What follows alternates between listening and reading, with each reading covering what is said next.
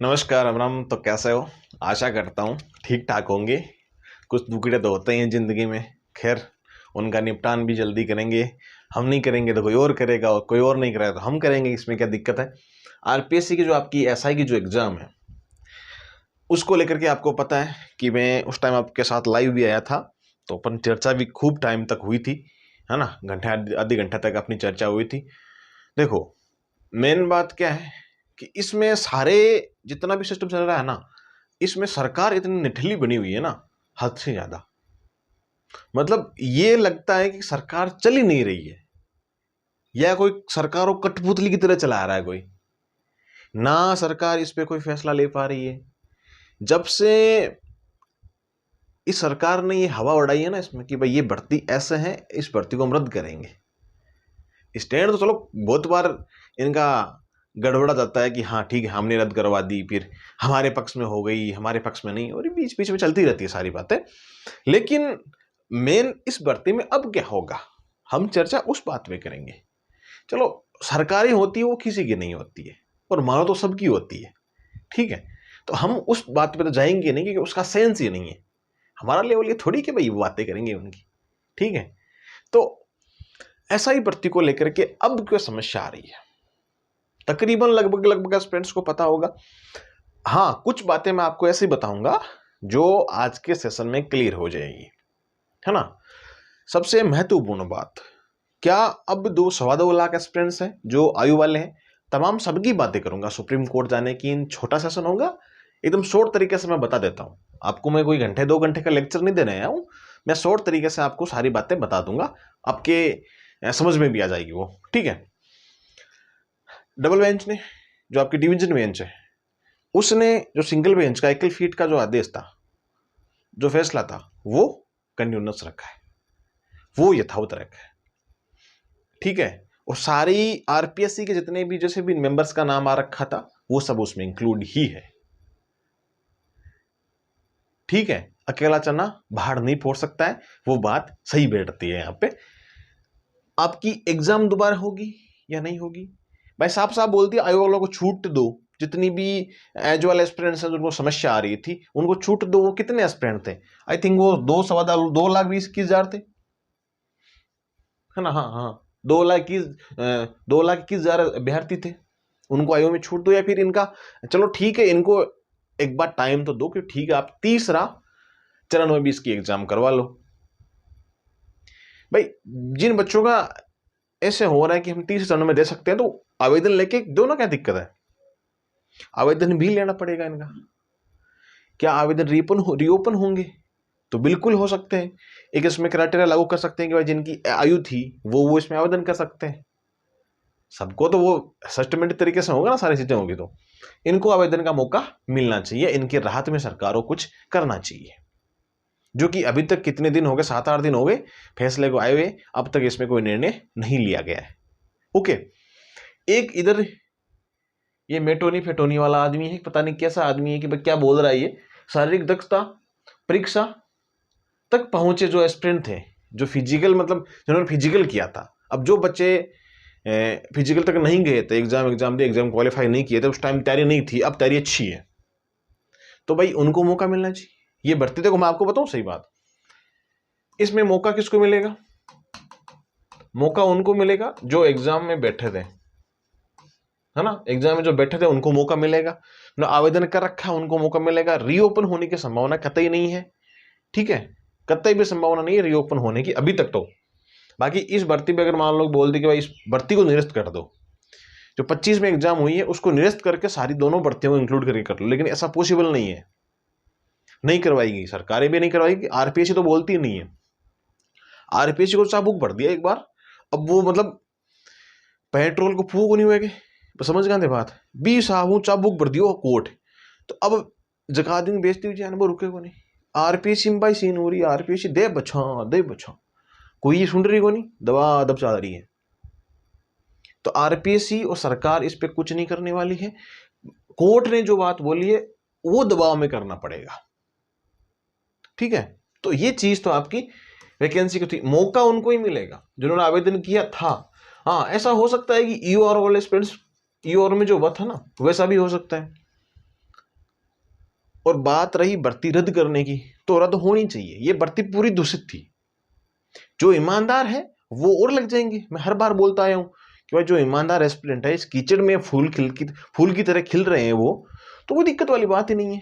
भाई भर्ती जब हुई थी ना, तब से ये अपवादों में चल रही है, विवादों में चल रही है तब से। तो हम ये तो कह नहीं सकते भाई 3 साल बाद में रद्द कर रही हो, 2 साल बाद रद्द कर रही हो, 5 साल बाद रद्द कर रही हो। रद्द तो पहले से ही ये ऐसा ही सीन था इसमें कि रद्द तो होनी है भर्ती। और इसके तथ्य देखें ना, तो सुप्रीम कोर्ट में भी भर्ती जाएगी ना, तो वहां पर भी ये लगभग चांस है कि भर्ती रद्द ही होगी। तमाम जितने भी ये तथ्य देखते हैं ना अपन, भाई आपकी एक किल फीट है, आपकी जो डीबी है, दोनों ने सारी चीजें ये सही कर दी। तो कहने का हमारा यही मकसद है कि इसमें फर्जी बड़ा गजब का हुआ था, और फर्जी लोग लगभग फर्जी बड़े भरे थे इसमें। तो फर्जी लोग ही भरे थे। किसको पकड़ोगे? 35 दिन पहले पेपर चला गया तो किसको पकड़ोगे भाई? हम तो शुरुआत में ये चाहते थे, स्टार्टिंग से ये चाहते थे कि भर्ती रद्द ही करवानी है हमको, तो क्योंकि इतना तगड़ा घपला हुआ है। अब इतने साल हो गए, अब कौन सा तुम नार्को टेस्ट करवा रहे हो, फार्को टेस्ट करवा रहे हो, उनसे कुछ नहीं होना जाना है। पहले बात तो सुप्रीम कोर्ट अलाउ भी नहीं करता है वो चीजें, और इस एग्जाम में तो वो अलाउ होगी भी नहीं, कोई इसमें संभावना भी नहीं है। ठीक है, होना भी नहीं चाहिए। देखो, ऐसा नहीं है कि पांचों अंगुलियां एक जैसी होती है। ठीक है, मेरे कहने का मतलब यही है कि भाई जो इसमें फर्जी था उसको भी दुख हुआ है, और जो ईमानदार था उसको भी दुख हुआ है। दोनों को दुख हुआ है। फर्जी को लगा कि यार लग गए अपने तो एल लग गया ना। और दूसरी बात यह है कि भाई जो ईमानदार से लगा हुआ था कि यार उस टाइम पर बड़ा के लग गया था, भाई लग जाएगा आराम से। जिंदगी में ये नहीं है कि भाई तुम यही काम करो और काम बहुत है। भर्तियां रद्द होती आई है, होती रहेगी आगे भी, अगर ऐसा सीन रहा तो। और ये भर्ती तो कतई नहीं बचनी चाहिए। ठीक है, तो इनको ये सारी चीजें सिस्टम है इसमें। ये मेल वगैरह क्या भेजा, प्रस्ताव भेजा, ये तो कोई लोकल है, कोई मतलब नहीं है इसका, तो क्वेश्चंस नहीं है सारा। 7 दिन फैसला नहीं है। ये जितने भी 2.25 लाख एस्पिरेंट्स हैं, इन्होंने क्या, इन्हें एप्लीकेशन दी है, पत्र दिया है सरकार को कि भाई हमारी, और सरकार को सुनना भी चाहिए। वजन लाजी तो पता नहीं किस मूड में है, लेकिन सरकार को इनकी बातें सुननी चाहिए। और जब भर्ती रद्द कर दी गई है कोर्ट ने, तो आगे की प्रोसेस स्टार्ट करनी चाहिए, देरी नहीं करनी चाहिए इसमें। भाई जितने व्यू आए वो तो यही चाहते हैं ना कि फटाफट भर्ती हो जाए। देखो, नई भर्ती का सीन ऐसा है कि नई भर्ती होगी ना एक तरह की, भाई री एग्जाम करवाएंगे तो नई भर्ती हो गई, दोहरे वाली तो बात कहीं है नहीं। ठीक है, सबके साथ शेयर कर देना सेशन को, है ना। सुप्रीम कोर्ट का सीन ये है कि देखो, केवियट लगा दी गई है। वो चीजें ऐसी होती है कि पहले से सचेत रहना जरूरी होता है। ठीक है, जैसे अगर मान लो उस टाइम आरपीएससी ने सुप्रीम कोर्ट के दरवाजे खटखटाए थे, जो छुट्टी थी, छुट्टी के समय में, नहीं अगर वो नहीं होता ना तो वो एग्जाम भी नहीं होती अब तक। तो जब खुद के लगती है ना दबाव, तब भागती है आरपीएससी, सरकार हो, कोई भी हो ना। दबाव बड़ी चीज होती है, कोर्ट का दबाव बड़ा चीज होता है। हाँ, कोर्ट का देखो फैसला धीरे धीरे आता है। ये फैसला अगर 15 दिन पहले आ जाता तो और अच्छी बात थी ना, फिर तो ये भर्ती भी आगे पोस्टपोन्ड होती कंफर्म। तो सीन ऐसा हुआ कि एक दिन पहले चीजें सारी हुई है, तो सारा गुत्थम गुत्ता हो गया। या तो अब इस एग्जाम को निरस्त करके री एग्जाम करवा दो दोनों को। यार पेपर भी इतने कड़ा के दे रहे हैं, मतलब हिंदी का चलो ठीक है, पेपर बहुत सिंपल दे दिया। हिंदी सिंपल थी, कोई हार्ड नहीं थी हिंदी, आराम से ना पढ़ के भी आराम से कर देते हैं वो तो। जीके जीएस का पेपर इतना गजब का लेवल का दे देते हैं ना कि एस्पिरेंट क्वालिफाई भी नहीं हो पाता है। दोनों पेपर को मिला करके 36% भी नहीं लेके आ पाता है, नहीं आ पाते हैं। फिर 40% आएगा नहीं जीके जीएस में, तो क्वालिफाई नहीं होंगे वो तो पोस्ट वैसे खाली जाएगी, या जाएगी देख लेना ऐसा ही की वैकेंसी। अगर ये कंटिन्यू वैकेंसी चली ना तो पक्का जाएगी। और सुप्रीम कोर्ट में भी देखो ये सीन यही है कि सुप्रीम कोर्ट तो जाना तय है। अगर सरकार बोल दे, सरकार अब देखो बार बार तो ये है नहीं भाई थूक के चाटे, हम सरकार शुरुआत में चाहती थी कि हम चाहते थे कि भर्ती रद्द हो। मगरमच्छ ये राजनीति है सब, ये सिस्टम सारा राजनीति का है, सब पॉलिटिक्स सिस्टम चलता है इसमें।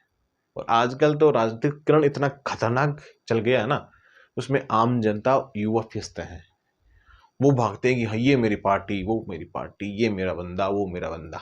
कुछ नहीं है, सब चीजें क्या है पहले से तय है, और वो जिस चलना है वो चलेगा। मेरे करने से, आपके करने से कुछ नहीं होना जा रहा है। योग्य वही होंगे, मैंने पहले बता दिया था आपको। या तो हो सकता है सिस्टम ईओआरओ की तरह हो जाए, लेकिन इस भर्ती में जो आवेदन करता है और जो एग्जाम में बैठे थे उनको 100% लगभग मौका मिल जाएगा। जिन्होंने एग्जाम नहीं दिए उनको शायद मौका नहीं मिले, और एज का तो इसमें सिस्टम है नहीं, अभी कोई समस्या नहीं है। इसमें एक ही है, जिन्होंने एग्जाम में बैठे हैं उनका हो जाएगा, एग्जाम दे सकते हैं। आवेदन पूर्ण शुरू हो सकते हैं क्या? आवेदन का मैंने सब कुछ बता दिया आपको, सारी चीजें। फिर भी आपको डाउट रहता है ना, तो आप व्हाट्सएप मैसेज कर सकते हो 8104649341 पे। नीचे डिस्क्रिप्शन बॉक्स में सारे लिंक दे रखी है ना, जितने भी सोशल मीडिया सब लिंक दे रखी है, एप्लीकेशन की भी लिंक दे रखी है, तो आप वहाँ से भी करंट वगैरह पढ़ सकते हो। खैर, आशा करता हूँ सब आप ठीक ठाक होंगे। देखो, नर्वस होने की तो आवश्यकता है नहीं, वैसे जो हो रहा है अच्छा ही हो रहा है, और अच्छा ही होगा आगे भी। ठीक है, मैं तो देखो सभी से निवेदन यही करता हूँ, इस भर्ती को भूल जाओ, फालतू में देखो सुप्रीम कोर्ट जाओगे, वहां जाओगे, ये जाओगे, समय की बर्बादी है, आपकी जो पैसा की बर्बादी है। सबसे मेन बात है कि खोपड़ी की बर्बादी होती है। चलो, ये तो अगर बढ़ती रद्द होगी तो समस्या वो हो जाएगी, नहीं हुई तो वो हो जाएगी, एक जने को तो समस्या भुगतनी पड़ेगी। और मैं जहां तक बता रहा हूं ना, एकदम पॉजिटिव थिंक के आधार पर बता रहा हूं कि जितने मुझे ट्रेन एसआई भी देखते हैं बहुत सारे, और मेरे मित्र भी बहुत सारे ट्रेन एसआई है।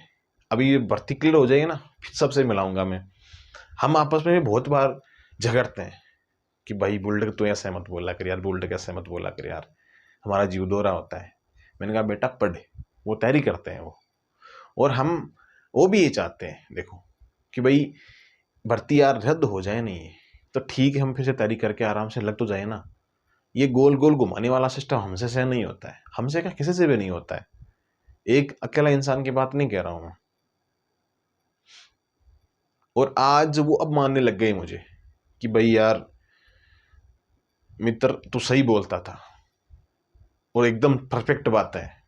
हाँ, वो एक बार होता है ना कभी कभी कि ऐसा समय होता है इंसान को कि भाई वो बात जब बोलते हैं ना हम, तब वो बात बुरी लगती है, लेकिन एक समय के बाद में वो बात फिर रिपीट होती है ना, तब लगता है कि यार उस दिन वो फलाना बंदा परफेक्ट था।